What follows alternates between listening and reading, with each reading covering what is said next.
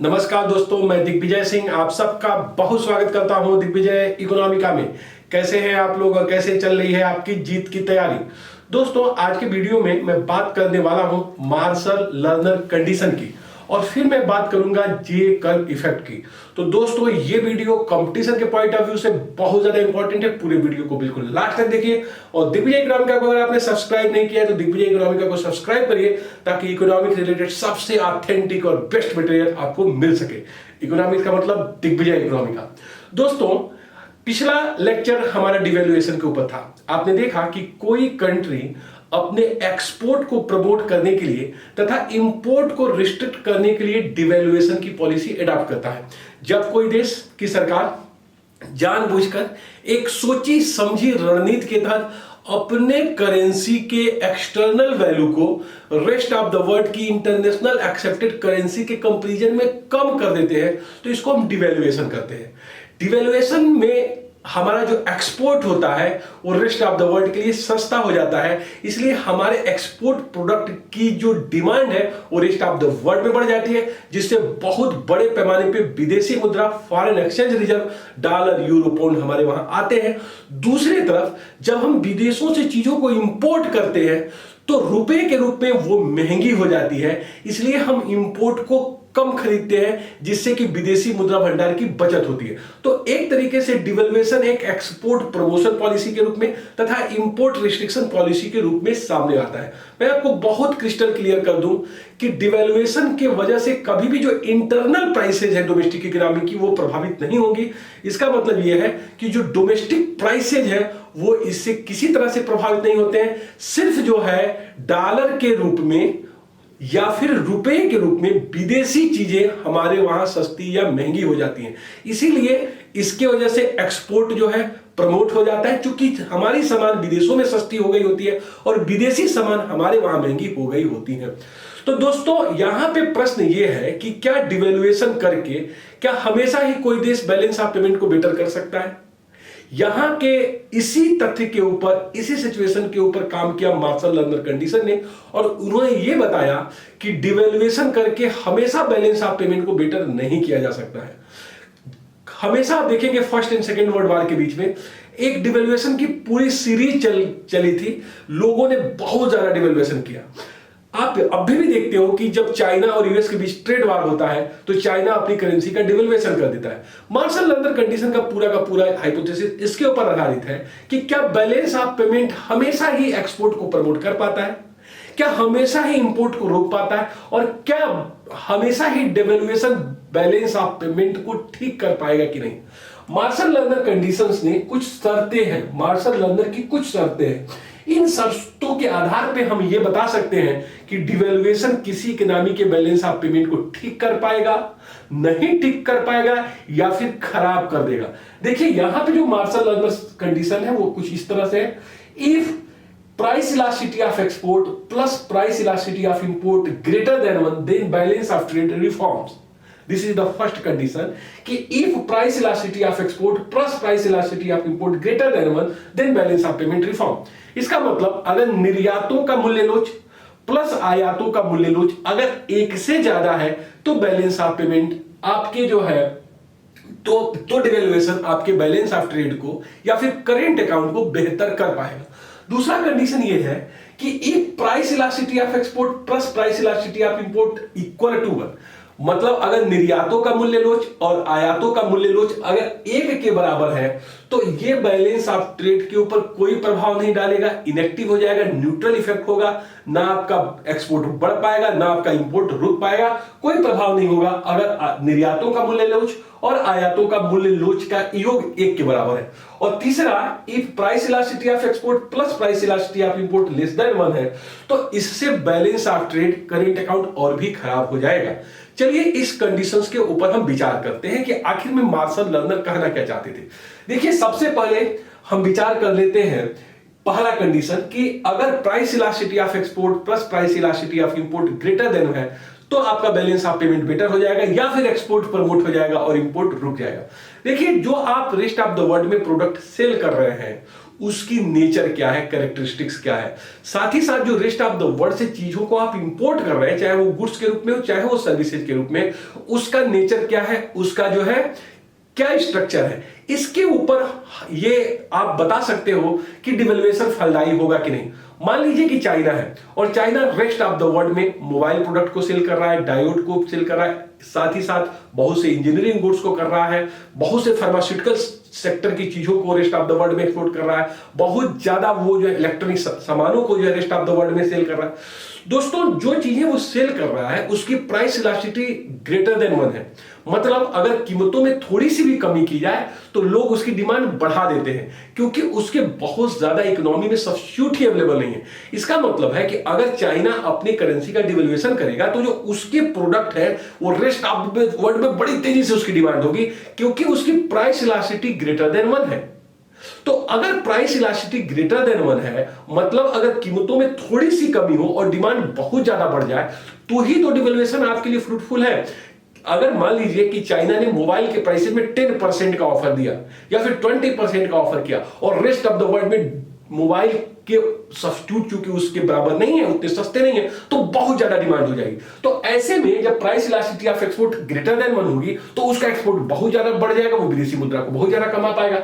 दूसरा, जो elasticity of import है अगर वो ग्रेटर देन 1 होगा तो इसका मतलब यह है कि अगर इंपोर्ट की प्राइसेज बढ़ेंगी, जो China rest of the world से इंपोर्ट कर रहा है, तो जो ही प्राइसेज बढ़ेगी क्यों लोग उसको खरीदना बंद कर देंगे, क्योंकि आप समझते होंगे कि प्राइस इलास्टिसिटी ऑफ एक्सपोर्ट का, प्राइस इलास्टिसिटी का कांसेप्ट क्या होता है। अगर ग्रेटर देन 1 है तो इसका मतलब जो ही इंपोर्ट के प्राइसेज बढ़ेंगे चाइना के लोग रेस्ट ऑफ द वर्ल्ड से इंपोर्ट को रोक देंगे और वो डोमेस्टिक प्रोडक्ट को यूज करने लगेंगे। तो कुल मिला के दोस्तों, अगर एक्सपोर्ट का कंपोजिशन ऐसा है जिसकी प्राइस इलास्टिसिटी ऑफ एक्सपोर्ट 1 से ज्यादा है, जो ही हम डिवेल्युएट करके अपने प्रोडक्ट को सस्ता करेंगे रेस्ट ऑफ द वर्ल्ड में डिमांड बहुत ज्यादा हो जाएगी। साथ ही साथ इंपोर्ट प्रोडक्ट ऐसे हैं कि जिनकी प्राइसेस बढ़ने पे डोमेस्टिक जो बायर्स है उसको खरीदना बंद कर देंगे, तो ही बैलेंस ऑफ ट्रेड रिफॉर्म्स होगा, करेंट अकाउंट रिफॉर्म्स होगा डिवेल्युएशन की वजह से। देखिए तीसरे कंडीशन पर हम विचार करते हैं। अगर मान लीजिए कि कोई कंट्री डिवेल्युएट अपनी करेंसी को करता है और उसके price elasticity of export plus price elasticity of import lesser than 1 है, मान लीजिए ये तीसरी कंडीशन है, मतलब जो उसके एक्सपोर्ट है वो इनइलास्टिक नेचर के हैं और जो इंपोर्ट है वो इनइलास्टिक नेचर के हैं। जैसे मान लीजिए कि इंडिया है और इंडिया डिवेल्युएशन कर दे। अब मान लो इंडिया का डिवेल्युएशन कर देता है तो वो किस चीजों का इंपोर्ट कर रहा है इसके ऊपर विचार करिए। भारत जो है इंपोर्ट कर रहा है पूरी तरीके से मोबाइल के प्रोडक्ट का, साथ ही साथ क्रूड ऑयल का। तो दोस्तों ऐसी चीजों का वो एक्सपोर्ट इंपोर्ट कर रहा है जिसके कोई सब्स्टिट्यूट इकोनॉमी में है नहीं, और अगर उसके प्राइसेस बढ़ भी जाएं तब भी हम उसको खरीदेंगे क्योंकि उसके सब्स्टिट्यूट नहीं है। तो आप जरा सोचो कि अगर हम इंपोर्ट जिस चीजों का कर रहे हैं अगर वो उसकी प्राइस इलास्टिसिटी 1 से कम है, इनइलास्टिक नेचर के, जैसे मान लीजिए कि रेस्ट ऑफ द वर्ल्ड में क्रूड प्राइसेस बढ़ जाती हैं, तो क्या इंडिया क्रूड प्राइसेस बढ़ने की वजह से क्रूड को खरीदना छोड़ देता है? कभी नहीं करता है, क्योंकि उसके सब्स्टिट्यूट नहीं है, वो इनइलास्टिक नेचर के प्रोडक्ट है। मान लीजिए मोबाइल के प्रोडक्ट बढ़ जाए या मोबाइल के जो है जितने भी एसेसरीज है वो महंगे हो जाए तो उसका भी डिमांड हम कम नहीं कर पाते।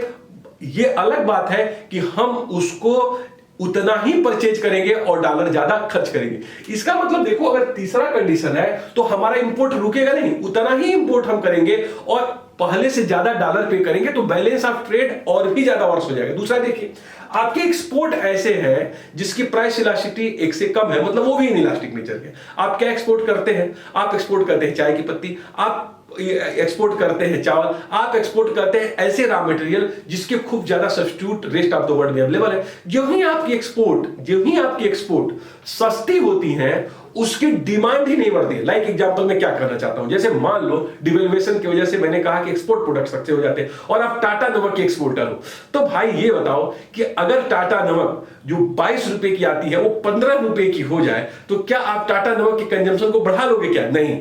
आप जरा सोचो कि अदिति जो है दाल में 1 चम्मच नमक डालती है और अदिति को ये लगा कि टाटा नमक बहुत सस्ता हो गया है, पहले 22 का मिलता 15 का, तो क्या वो दाल में 2 चम्मच नमक डाल देगी? क्या फिर मम्मी उसको थप्पड़ 4 थप्पड़ मारेगी? तो दोस्तों यहां पे ये चीज है कि जो आप एक्सपोर्ट कर रहे हो अगर उसकी वो इनइलास्टिक नेचर के हैं, उसकी प्राइस इलास्टिसिटी 1 से कम है। तो ऐसे में अगर आपके प्रोडक्ट सस्ते भी होंगे ना तो कोई ज्यादा खरीदार नहीं मिलेगा और वो पहले के बराबर ही खरीदेंगे और तो डॉलर आएगा उससे कम। तो इसीलिए आप देखते होंगे कि टाटा नमक ने कभी आज तक सेल नहीं निकाला। अगर टाटा नमक सेल निकाल दे तो टाटा को सिर्फ घाटा होगा, फायदा कोई नहीं होगा, क्योंकि हम टाटा नमक ज्यादा खरीदेंगे नहीं। तो कुल मिला जुला के समझिए दोस्तों कि ऐसे देश जो रॉ मटेरियल के एक्सपोर्टर हैं, जो कि चावल बेचते हैं, जो कि चाय पत्ती बेचते हैं, जो कि मसाले बेचते हैं, जो ऐसे चीजों को बेचते हैं जिनके प्राइस के घटने के बावजूद भी उसकी डिमांड नहीं बढ़ेगी। मान लीजिए आप चाय के एक्सपोर्टर हैं, चाय को आपने सस्ता कर दिया, तभी रेस्ट ऑफ द वर्ल्ड उसको ज्यादा चाय नहीं खरीद रहा है, तो ऐसे में आपको फायदा नहीं होगा। तो यही मार्शल लर्नर कंडीशन कहते थे कि डिवेल्युएशन हमेशा किसी इकोनॉमी के बैलेंस ऑफ पेमेंट को बेटर कर दे, ये नहीं कहा जा सकता है। इसके ऊपर निर्भर करता है कि आप जो चीजों को एक्सपोर्ट कर रहे हो उसकी स्ट्रक्चर क्या है, जिस चीजों को इंपोर्ट कर रहे हो इसका स्ट्रक्चर क्या है, इसके ऊपर डिपेंड करता है। अगर मान लो दूसरी कंडीशन है कि अगर ऐसे एक्सपोर्ट और इंपोर्ट है जिसकी प्राइस इलास्टिसिटी जो है 1 के बराबर है, तो इसका मतलब यह है कि अगर हमारी प्राइसेस 10% घटी तो डिमांड सिर्फ 10% बढ़ेगा, और अगर इंपोर्ट के प्राइसेस 10% बढ़ी तो सिर्फ 10% ही इंपोर्ट कम होगा। तो ऐसे में जितना पहले डॉलर आप पाते थे उतना ही डॉलर पाएंगे, और जितना डॉलर व्यय करते थे उतने ही, तो कोई इंपैक्ट ही नहीं पड़ेगा बैलेंस ऑफ ट्रेड, ये न्यूट्रल रह जाएगा। तो कुल मिला के दोस्तों जो मार्शल लर्नर कंडीशन थी बड़ा व्यवहारिक थी, बड़ा ही प्रैक्टिकल थी, जो ये बताती थी कि जब कोई इकोनॉमी आंख मूंद के अपने करेंसी का डिवेल्युएशन कर दे तो आप ये नहीं गारंटी ले सकते हो कि हमेशा ही ये बेहतर कर रहा है, हमेशा ही डिवेल्युएशन बैलेंस ऑफ पेमेंट को अच्छा करेगा, बल्कि इसके ऊपर निर्भर करेगा कि आप जो एक्सपोर्ट कर रहे हो क्या वो इलास्टिक नेचर के हैं, क्या उसकी इलास्टिसिटी 1 से ज्यादा है, और जिन चीजों को आप इंपोर्ट कर रहे हैं क्या वो इलास्टिक है, उसकी इलास्टिसिटी 1 से ज्यादा है। कुल मिला के वो कंट्री डिवेल्युएट करे जो ऐसे प्रोडक्ट को एक्सपोर्ट करता है जो इलास्टिक नेचर के हो, ऐसे प्रोडक्ट का इंपोर्ट करता है जो इलास्टिक नेचर के हैं। अगर देश के एक्सपोर्ट और इंपोर्ट इन इलास्टिक नेचर के हुए तो कभी भी डिवेल्युएशन आपके बैलेंस ऑफ पेमेंट को बेटर नहीं करेगा। इसी के ऊपर मार्शल लर्नर कंडीशन के ऊपर विचार यही इसी तथ्य के ऊपर किया था, और इन्होंने यही फार्मूला दिया था कि एक price elasticity of export plus price of elasticity of import greater than 1 then balance of trade reforms. कुल मिला के जो मार्शल लर्नर कंडीशन है ना वो बैलेंस ऑफ पेमेंट के सिर्फ एक पार्ट को ही कवर करता है, ये पूरे बैलेंस ऑफ पेमेंट के ऊपर इफेक्ट नहीं दिखाया जाता है। इसलिए आप देखोगे एक माइक्रो एनालिसिस के रूप में सामने आता है, यहां पे सिर्फ पार्शियल एनालिसिस की गई है कि डिवेल्युएशन से बैलेंस ऑफ ट्रेड या बहुत हद तक गुड्स एंड सर्विसेज के एक्सपोर्ट इंपोर्ट के ऊपर इसकी बात की जा रही है। तो कहीं ना कहीं एक ट्रेड के ऊपर है, ट्रेड बैलेंस के ऊपर है और सर्विस के ऊपर है। तो कुल मिलाजुला के आप इसको बैलेंस ऑफ ट्रेड या फिर करेंट अकाउंट के ही रूप में देखोगे, इसको कैपिटल अकाउंट के रूप में आप नहीं देख सकते हो। तो ये रहा मार्शल लर्नर कंडीशन। अब दूसरा चीज जिसको हम कवर करने वाले हैं वो है जे कर्व इफेक्ट। तो आइए दोस्तों हम सीखते हैं जे कर्व इफेक्ट के बारे में। हेडिंग डाल लीजिए आप लोग, J curve effect.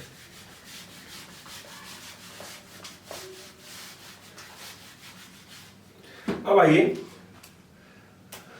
J curve effect, देखिए बहुत ज्यादा इंपॉर्टेंट है एग्जामिनेशन के पॉइंट ऑफ व्यू से। आप देखेंगे कई बार ये प्रश्न पूछा जाता है जे कर्व इफेक्ट क्या होता है। दोस्तों यहां पे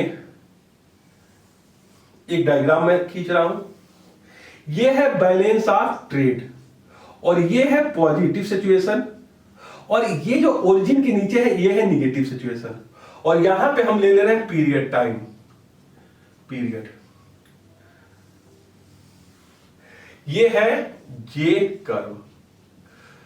देखिए कोई इकोनॉमी अपने करेंसी को डिवेल्युएट करे तो क्या इमीडिएटली इसका इंपैक्ट आपके बैलेंस ऑफ ट्रेड पे दिखाई देगा, और दिखाई देगा तो कैसे दिखाई देगा, इसके ऊपर जे कर्व इफेक्ट बताता है। दोस्तों यहां पे मैं देख रहा हूं कि किसी इकोनॉमी की जो बैलेंस ऑफ ट्रेड है वो पॉइंट ए पे है, और ए पे आप देख रहे हैं कि उसका बैलेंस ऑफ ट्रेड डेफिसिट में है ए पे। इसका दूसरा पॉइंट बी है, ये सी है और ये डी है। अब चूंकि ए पॉइंट पे आप देख रहे हैं ओरिजिन की चूंकि ये नीचे है, तो इसका मतलब ये है कि इस पॉइंट पे उसका बैलेंस ऑफ ट्रेड डेफिसिट में है, वो एक्सपोर्ट नहीं कर पा रहा है, ज्यादा इंपोर्ट ज्यादा कर रहा है। डॉलर आ कम रहे हैं, दे ज्यादा रहा है, तो बैलेंस ऑफ ट्रेड उसका डेफिसिट है। ऐसे में कोई मान लीजिए कंट्री ने अपने करेंसी को डिवेल्युएट कर दिया। डिवेल्युएट इसलिए किया कि उसका बैलेंस ऑफ ट्रेड बेहतर हो जाएगा, लेकिन आप देखते हो जो ही वो डिवेल्युएट करता है, अगर यहां T1 टाइम ले और यहां पे हम T2 टाइम ले और यहां पे हम T3 टाइम ले और सो ऑन यहां T4 टाइम ले, तो आप देखते हैं T1 से T2 तक इसकी बैलेंस ऑफ ट्रेड और खराब होती है। ये देखिए A से B तक ये नीचे की तरफ जाता है। इसका मतलब जो ही कोई कंट्री डिवेल्युएट करता है उसका बैलेंस ऑफ ट्रेड अच्छा नहीं बुरा होता है। लेकिन T2 के बाद अगर आप देखेंगे तो इसमें सुधार होना शुरू होता है और T3 तक आके बैलेंस ऑफ ट्रेड जो है यहां पे बैलेंस हो जाता है और T4 में ये पॉजिटिव होने लगता है। अगर इस चीज को आप ग्राफ पेपर पे देखें, एक तरफ टाइम ओरिजिन ले ले और एक तरफ बैलेंस ऑफ ट्रेड के ऊपर डिवेल्युएशन का क्या इफेक्ट पड़ रहा है, तो एक जो डायग्राम आप बनाओगे कुछ इस तरह से बनता है जो देखने में जे टाइप का लगता है, इसीलिए इसको जे कर्व इफेक्ट कहते हैं। जे कर्व इफेक्ट ये दिखाता है कि डिवेल्युएशन करने से कंट्री का बैलेंस ऑफ ट्रेड के ऊपर इफेक्ट टाइम ओरिजिन में कैसे पड़ता है, जो इससे स्पष्ट है कि इनिशियली जब हम डिवेल्युएट करते हैं तो बैलेंस ऑफ ट्रेड पहले से भी खराब हो जाता है, फिर जो जो टाइम हो जाता है बैलेंस ऑफ ट्रेड बेटर होने लगता है। एक पॉइंट पे देखिए ये बैलेंस ऑफ ट्रेड जो है आपका बैलेंस हो जाता है, फिर वो पॉजिटिव हो जाता है। इसका मतलब आप एक्सपोर्ट ज्यादा करने लगते हो और इंपोर्ट कम और आपकी स्थिति बेहतर हो जाती है। कुल मिला जुला के जो ही आप डिवेल्युएशन करेंगे बैलेंस ऑफ ट्रेड के ऊपर पॉजिटिव नहीं इमीडिएट निगेटिव इंपैक्ट पड़ेगा, फिर पॉजिटिव इंपैक्ट पड़ेगा, जो जे कर्व ग्राफ पे खींचोगे तो बनेगा, इसीलिए इसको जे कर्व इफेक्ट कहते हैं। अब प्रश्न ऐसा है कि ऐसा क्यों होता है कि जब कोई कंट्री डिवेल्युएट करता है अपनी करेंसी को तो उसकी बैलेंस ऑफ ट्रेड की सिचुएशन कुछ समय के लिए वर्स हो जाती है या फिर खराब हो जाती है, ऐसा क्यों होता है, ये है प्रश्न। देखो दोस्तों, ऐसा इसलिए होता है कि जो ही आप अपने करेंसी को डिवेल्युएट करेंगे और अपने एक्सपोर्ट को सस्ता करेंगे और अपने इंपोर्ट को महंगा करेंगे, तो जो आपके पास इतना ज्यादा संसाधन कई बार नहीं होते कि आप एक्सपोर्ट प्रोडक्ट को बहुत ज्यादा प्रोड्यूस करके रेस्ट ऑफ द वर्ल्ड की डिमांड को फुलफिल कर सको। पहली चीज तो ये।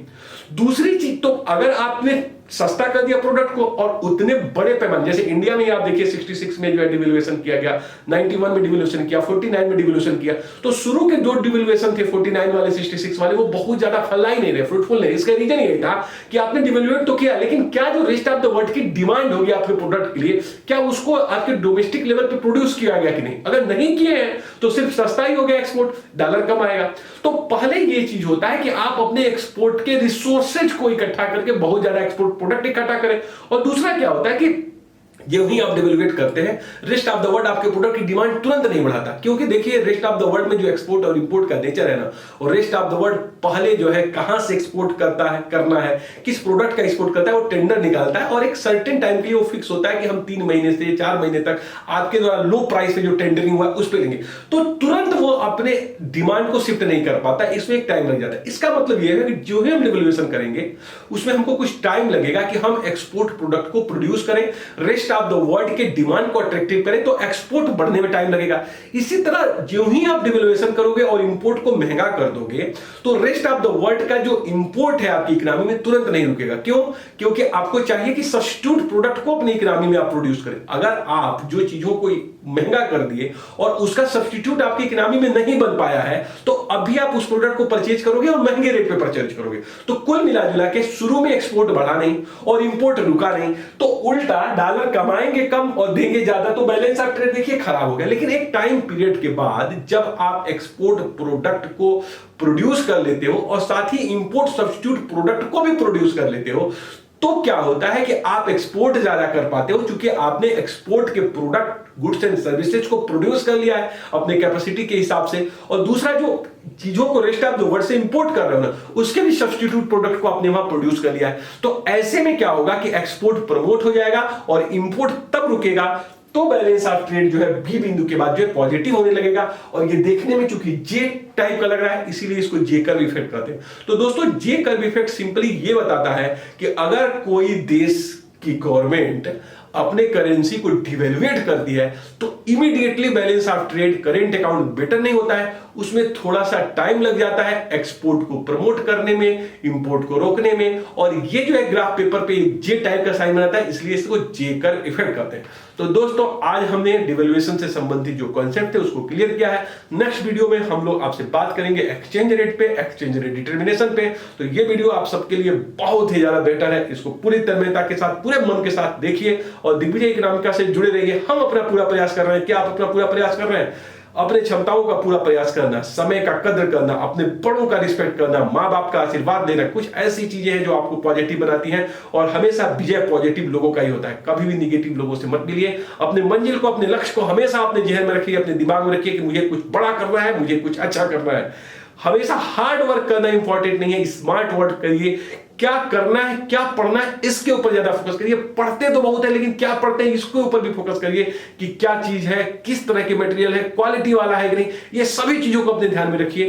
तब आप एक दिन उस महान ऊंचाइयों पे पहुंचेंगे जहां के लिए आप वांछनीय हैं। तो पूरे क्षमताओं का पूरा उपयोग करते हैं, कुछ अच्छा करते हैं, कुछ बड़ा करते हैं, कुछ करके दिखाओ, कुछ बन के दिखाओ। Thank you so much for watching Digvijay Economica. God bless you dear friends.